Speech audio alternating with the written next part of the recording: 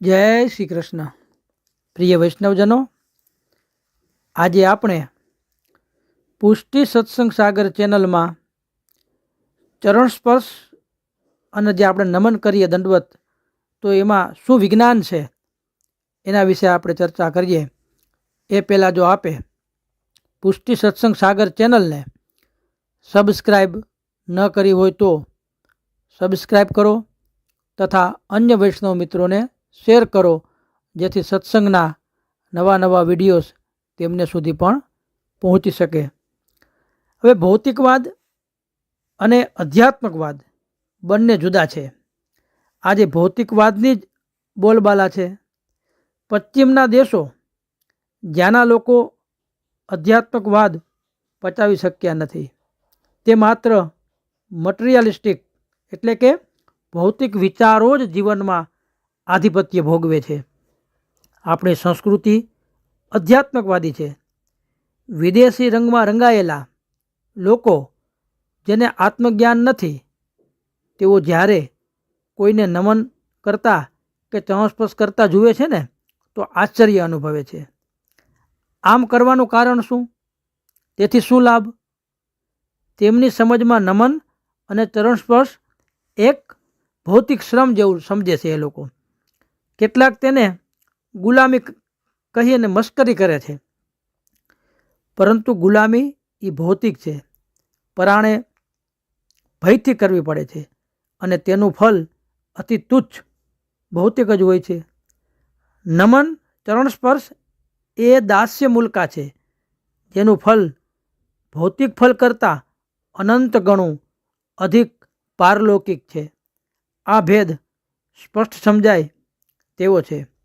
માતા પિતા, બ્રાહ્મણો, આચાર્યો, ભગવાનના અવતારો, ભગવાન મૂર્તિઓ અને ઉપાસ્ય ઈષ્ટદેવ ભગવત સ્વરૂપોને નમન અને ચરણસ્પર્શ કરવામાં આવે છે. અવતારો અને મૂર્તિઓ ચતુર્દશ લોકોના ઉપાસ્યક છે. તેમને નમન અનિવાર્ય હોય એ સૌ સમજે છે, પરંતુ માતા પિતા બ્રહ્મરૂપે અને આચાર્યો, સંતો સદાય ક્ષમા, દયા, ધૈર્ય, પવિત્રતા વગેરે સદ્ગુણ ધરાવતા હોઈને આશીર્વાદ આપીને અને ચરણસ્પર્શ કરીને નજર દ્વારા આશીર્વાદ પ્રદાન કરે છે, જેથી આ સદ્ગુણો આપણામાં પણ આવે છે. તેમની શુભ કામનાથી સુખ સંપદા પ્રાપ્ત થાય, તેઓ હૃદયથી સર્વનું મંગલ ચાહે છે. માતા પિતા સંતાનોનું અહર્નિશ ભલું જ ચાહતા હોય છે, માટે વિનમ્ર બનીને તેઓના પણ આશીર્વાદ મેળવવા જોઈએ. હવે શંકા થાય કે આ સિદ્ધાંતમાં સત્ય કેમ સમજાય આપણને? તો તેનો ખુલાસો છે કે એને એમાં વિજ્ઞાન શું ભાઈ સમાયેલું છે. તો વધુ વિચાર કરીએ. પ્રાણી માત્ર ઘણા પદાર્થો એવા છે કે તેઓમાંથી હંમેશા શુભાશુભ એમ બે પ્રકારની પ્રાણકલા ધ ઓરાનો સ્રાવ બાહ્ય થયા જ કરે છે. તે ઓરા સૂક્ષ્મ વિદ્યુત કણ જેવી હોય છે. ઇલેક્ટ્રોન્સ જે પદાર્થમાંથી અધિક સ્ત્રાવ થતો હોય તેની ગંધ આપણને આવે છે, અને એ પદાર્થો જેવા કે હિંગ, કપૂર, બરાસ, લસણ, કાંદા, કસ્તુરી, પાકેલ કેરી વગેરે સ્ત્રાવ હવામાં ફેલાઈને આપણા નાક સુધી આવે છે. અને આ સ્રાવ વધુ ઓછો પણ હોય. સાકર અને નમક એટલે મીઠાનો ગાંગડો પણ સ્રાવ થાય, પરંતુ ઓછો થાય, તેથી આપણને નાક સુધી એની ગંધ પહોંચતી નથી. છતાં કીડી મકોડો એને એ પારખી લે એ ગંધને, એ સ્ત્રાવને એને ખબર પડી જાય, માટે તે ખાવા જવા ત્યાં દોડાદોડી કરે છે. આ જ રીતે ઓછા સ્રાવવાળી વસ્તુઓ જેમ કે બિલાડીને દૂધની ગંધ, સિંહ દીપડા જેવા હિંસક પ્રાણીઓને પશુઓની ગંધ દૂરથી જ આવી જાય છે. તેથી તેઓ પશુનું મારણ કરે છે અને એને ખબર પડી જાય છે કે આ દિશામાં છે. ઘોડાને સિંહ અને દીપડાની ગંધ દૂરથી આવી જતાં એ ચાલવું બંધ કરી ભડકવા અને ડરવા લાગે છે. એવા હિંસક પ્રાણીઓની ગંધ પણ આ ઘોડા ઓળખી જાય છે. હવે માનવની ઓરા એની વાત કરીએ તો માનવના અંગો આંખ, હાથ, પગમાંથી આ સ્રાવ થાય છે. પવિત્ર માનવની ઓરા શુભ હોય અને જે અપવિત્ર દોષી હોય તેની અશુભ હોય છે. મનોભાવ અને સંકલ્પ જેવા હોય તેવી ઓરાનો સ્રાવ થાય. આંખ, કાન, નાક, જીભ અને ત્વચા આ 5 જ્ઞાનેન્દ્રિયો છે. તેમનું કાર્ય છે કે બહારના સમાચારોનું અંદર રહેલા અંતઃકરણને જ્ઞાન કરવું. આ જ્ઞાન મન ગ્રહણ કરે બાદ સંકલ્પ વિકલ્પ થાય છે અને છેલ્લે બુદ્ધિ નિર્ણય કરે છે કે આ શુભ હોય તો મન પ્રસન્ન થાય અને અશુભ હોય તો મન વિષમ બને છે. જ્યારે મન પ્રસન્ન હોય ત્યારે એ માનવના હાથની હથેળી અને આંગળીઓના અગ્રભાગથી અને પગના આંગળાઓમાંથી અને આંખોથી શુભ રજકણોનો સ્રાવ થાય છે. આ રજકણો જેને સ્પર્શે તેને સુખદાતા થાય છે. જેમ રડતા બચ્ચા ઉપર માતાના હાથનો સ્પર્શ થતાં બચ્ચું છાનું બને છે, પણ બીજા કોઈના સ્પર્શથી છાનું બનતું નથી. ક્ષારવાળી જમીનમાં લજામણી નામક એક વેલ હોય છે કે જેના ઝીણા ઝીણા પાન ઘાટા અને લાંબી ડાળીઓથી ઘેરેલા હોય છે. આ વેલને જો કોઈ માનવનો સ્પર્શ થાય તો વેલના પાન સંકોચા જાય છે. લોઢું કે લાકડું કે પથ્થરના સ્પર્શથી એને કોઈ અસર થતી નથી.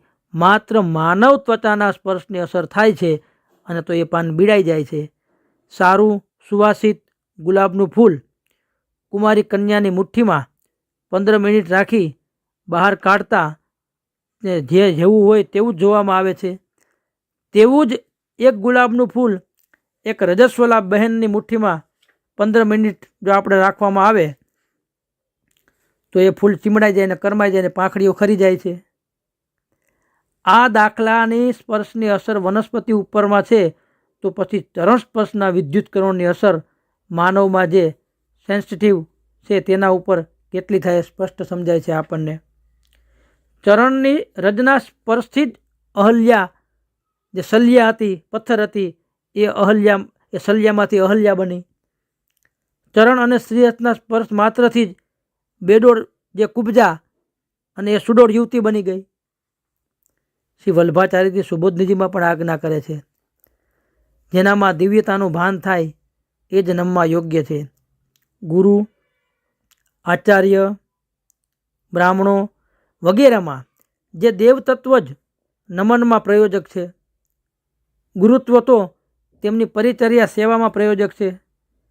આ નમન લૌકિક, વૈદિક અને ભક્તિ માર્ગી એમ 3 પ્રકારનું છે.